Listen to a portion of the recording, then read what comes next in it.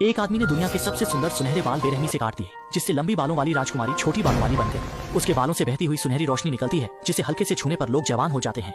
उसका सबसे बड़ा सपना है कि वह सफेद टॉवर से बाहर निकलकर महल में जाकर आकाशदीप देखे। उसे नहीं पता कि वे आकाशदीप वास्तव में उसी के लिए छोड़े जाते हैं। हर साल उसके जन्मदिन पर उसके असली माता पिता आकाशदीप जलाते हैं, उम्मीद करते हैं कि वह जल्द वापस आ जाए। इस दिन सफेद टॉवर में एक चोर आता है। जब चोर सुरक्षित महसूस करता है, तभी अचानक एक आवाज आती है और वह फ्राइंग पैन से गिर जाता है। 18 साल से किसी आदमी को न देखने वाली छोटी पे का दिल भी डर से धड़कने लगता है। जमीन पर पड़े चोर को देखकर उसके मन में जिज्ञासा होती है। माँ ने कहा कि सभी आदमी के मुंह में नुकीले दांत होते हैं। छोटी पे ने चोर का मुंह खोला। अरे, आदमी के भी सफेद दांत होते हैं। फिर वह चोर के बाल हटाती है। ये खतरनाक या डरावना नहीं लगता? छोटी पे को माँ की बातों पर शक होता है, लेकिन ये आदमी अच्छा दिखता है। अचानक चोर की आंखें खुल जाती हैं, जिससे छोटी पे फिर से फ्राइंग पैन बजा देती है।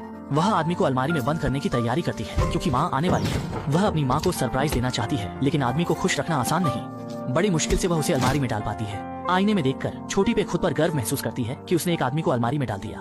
मुझे भी इस लड़की पर गर्व है। फ्राइंग पैन से अपने ही माथे पर मार सकती है। अनजाने में छोटी पे को आदमी का बैग मिलता है, जिसमें एक चमचमाता हुआ ताज होता है। हाथ में पहनने पर बड़ा लगता है, लेकिन सिर पर रखने पर ऐसा लगता है जैसे यह उसी के लिए बना हो। चोर ने कभी नहीं सोचा था कि उसने जो ताज चुराया है वह असली मालिक के सिर पर होगा। तभी माँ की आवाज आती है। छोटी पे ताज को समेटती है और अपने सुंदर लंबे बाल नीचे लटकाती है। वह माँ को बताना चाहती है कि उसने एक अजीब आदमी को पकड़ा है, लेकिन माँ सोचती है कि छोटी अभी भी बाहर जाना चाहती है और गुस्से में आ जाती है। न केवल वह छोटी पे को बोलने का मौका नहीं देती, बल्कि उसे सफेद टॉवर से बाहर जाने से सख्ती से मना करती है। माँ की हरकतों से छोटी डर जाती है और अपनी बात बदलकर कहती है कि वह जन्मदिन पर एक स्वेटर चाहती है, ताकि माँ को सफेद टॉवर से बाहर भेज सके। छोटी चोर को बाहर निकालकर कुर्सी पर बांध देती है। गिरगिट की यातना के तहत चोर आखिरकार जाग जाता है। छोटी पे फ्राइंग पैन उठाए खड़ी होती है। पूछताछ के बाद छोटी पे को पता चलता है कि आदमी का नाम दाशान है और वह उसके लंबे बालों के लिए नहीं आया। गिरगिट की नजर से पुष्टि के बाद शाओ पेई ने आदमी की बात मानी।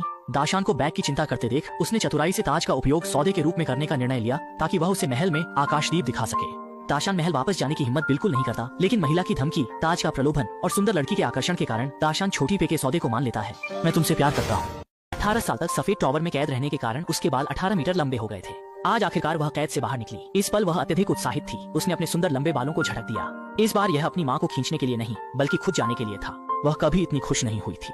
जब उसके पैर की उंगलियां जमीन पर पड़ी, तो नरम घास और मिट्टी की खुशबू ने उसे मंत्रमुग्ध कर दिया। एक हल्की हवा चली और डंडेलियन नाचने लगे। लड़की अनायास ही उनके पीछे चल पड़ी। अचानक उसे एक ठंडी धारा ने छू लिया। ये एक साफ छोटी धारा थी।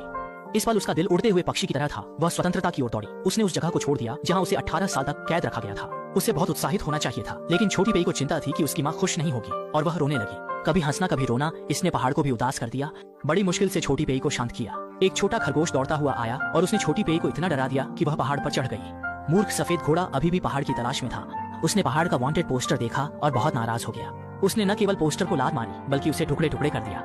अचानक उसने लोगों की आवाज सुनी और जल्दी से एक पत्थर के पीछे छिप गया, कुछ पत्ते खींचकर बड़े घोड़े की मूर्ति की तरह। कदमों की आवाज करीब आते ही सफेद घोड़ा कूद पड़ा और चुड़ैल डर गई। सफेद घोड़े ने देखा कि यह बड़ा पहाड़ नहीं था और वह निराश हो गया। जादूगरनी ने शाही सफेद घोड़े को देखा और उसे अपनी बेटी की याद आ गई।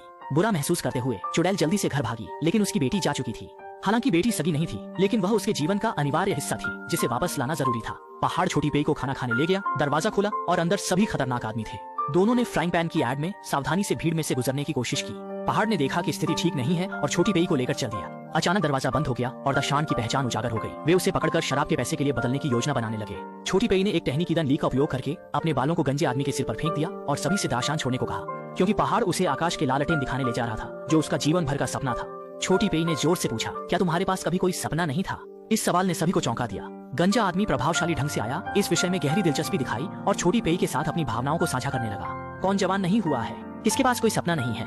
सभी की रुचि तुरंत जाग उठी, लेकिन तभी सैनिक अंदर घुस आए। गंजे आदमी ने गुप्त कमरे का दरवाजा खोला और दोनों से जल्दी भागने को कहा।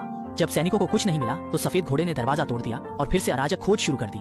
परिणाम स्वरूप सफेद घोड़े ने सुराग पाया। वह गर्व से भीड़ को चीरते हुए बार के सामने आया और अपने खुर से नीचे इशारा किया। फिर उसने स्विच घुमाया और गुप्त रास्ते का दरवाजा खुल गया। अंदर पहाड़ और छोटी पेई अपने सपनों के बारे में बात कर रहे थे और सैनिक पहले ही आ चुके थे। दोनों तेजी से भागे, लेकिन बाहर निकलने पर एक बड़ा बांध था। पीछा करने वाले सैनिक भी आ गए और वह परेशान करने वाला सफेद घोड़ा भी। छोटी पेई ने फ्राइंग पैन दाशान को फेंक दिया। अपने लंबे बालों को लहराते हुए उसे सामने के लकड़ी के तख्ते पर बांध दिया और फिर दूसरी तरफ की छोटी पर कूद गई। पीछे छूटे पहाड़ केवल सैनिकों के साथ लड़ सकते हैं। फ्राइंग पैन लड़ाई का अद्भुत हथियार था। सैनिकों को एक एक करके गिरा दिया, लेकिन असली ताकतवर तो ये सफेद घोड़ा था। यह अपने मुंह में तेज तलवार पकड़े हुए पहाड़ की कड़ाही से लड़ रहा था। थोड़ी देर में बड़े पहाड़ की कड़ाही को उड़ा दिया गया। तभी छोटी पेई के लंबे बाल आए और पहाड़ आखिरकार सफेद घोड़े के खुरों से बच निकला। हार न मानने वाला घोड़ा फिर से खंभे को मारने लगा। लट्ठा गिरकर एक लकड़ी का पुल बन गया। सफेद घोड़ा लकड़ी के तख्ते पर चलते हुए छोटी पेई के करीब पहुंचा। मजबूर होकर छोटी पेई को गहरे गड्ढे में कूदना पड़ा। सफेद घोड़ा बस 1 सेंटीमीटर दूर था कि वह बाल पकड़ सकता था। लंबे बालों के कारण शाओ पेई को गड्ढे में भेज दिया गया और पहाड़ भी पानी के रास्ते से शाओ पेई का पीछा कर रहा था। इस तरफ सफेद घोड़े के अवैध विघटन के कारण बढ़ा।